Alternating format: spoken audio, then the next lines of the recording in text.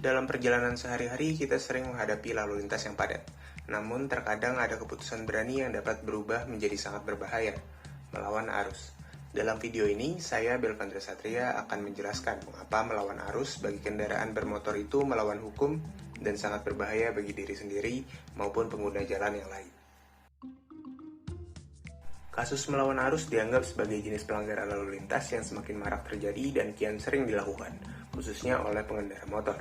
Berdasarkan surat telegram Kapolri nomor ST-215-HUK-6.2-2023, tercatat hasil rekapitulasi jumlah kasus pengendara melawan arus selama periode bulan Januari sampai dengan Agustus 2023. Jika ditotal dari hasil rekap, jumlah pengendara lawan arus tercatat sekitar 150.000 pengendara dan terbagi-bagi di hampir semua provinsi di Indonesia. Jumlah terbanyak ada di Jakarta dengan total pelanggaran sebanyak 74.961 kali.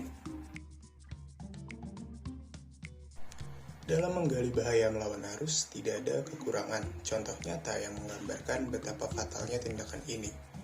Kita melihat insiden-insiden di mana pengemudi memilih untuk melawan arus dan menghadapi konsekuensi yang menyedihkan. Kasus kecelakaan yang melibatkan kendaraan melawan arus seringkali menyisakan luka yang mendalam bagi keluarga yang ditinggalkan. Kisah-kisah tragis ini menyoroti kehilangan yang tidak perlu dan menyedihkan. Semua karena satu keputusan yang salah di jalan.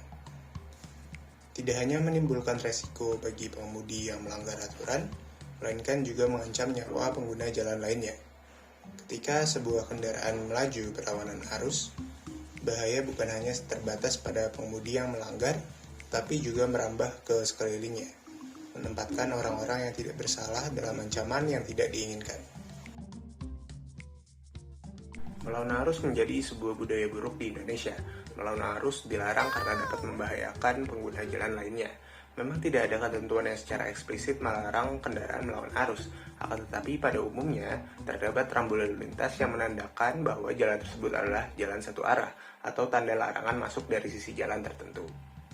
Pada dasarnya, pengemudi kendaraan bermotor di jalan wajib mematuhi ketentuan, yaitu yang pertama, rambu perintah atau rambu larangan, kedua, marka jalan, 3. Alat pemberi isyarat lalu lintas, 4. Gerakan lalu lintas, kelima, berhenti dan parkir, 6. Peringatan dengan bunyi dan sinar, 7. Kecepatan maksimal atau minimal, dan terakhir adalah tata cara pengandengan dan penempelan dengan kendaraan lain. Lalu, bisakah kendaraan bermotor dikenakan pasal terkait melawan arus? Jawabannya bisa, yaitu dengan pasal 287 ayat 1 dan 2 UU LLAJ, yaitu pengemudi kendaraan bermotor di jalan yang melanggar aturan perintah atau larangan yang dinyatakan dengan rambu lalu lintas atau dengan alat pemberi isyarat lalu lintas dapat dipidana dengan pidana kurungan paling lama 2 bulan atau denda paling banyak 500.000. Tapi kemudian masih banyak kendaraan bermotor yang melanggar ketentuan ini. Banyak faktor yang bisa membuat seorang pengendara kendaraan bermotor melawan arus. Adapun beberapa faktornya adalah sebagai berikut. Yang pertama, kurangnya kesadaran. Kedua, minimnya pengetahuan terhadap aturan lalu lintas yang ada. 3, ikut-ikutan. Keempat, terburu-buru. 5, jalanan rusak. Keenam, mengulangi kesalahan yang sama karena belum jera dan tidak punya rasa tanggung jawab. 7. Egois dan tidak mau mengalah. Sebenarnya solusi akan permasalahan ini sederhana, yaitu patuh pada aturan lalu lintas. Menghormati arah yang benar adalah kunci keamanan di jalan raya. Yang paling utama adalah edukasi diri sendiri akan pentingnya keselamatan berlalu lintas dan akan ketaatan pada peraturan yang berlaku. Itu adalah langkah awal yang penting. Selain itu, pemerintah juga dapat berupaya untuk menegakkan aturan lawan arah ini dengan sanksi yang lebih tegas lagi untuk mereka yang melanggar aturan melawan arah. Selain itu, keterlibatan aktif masyarakat dalam memantau dan melaporkan pelanggaran aturan lalu lintas juga dapat dilakukan demi menciptakan lingkungan yang lebih aman bagi semua pengguna jalan. Dalam upaya mewujudkan lalu lintas yang lebih aman, kolaborasi adalah kunci.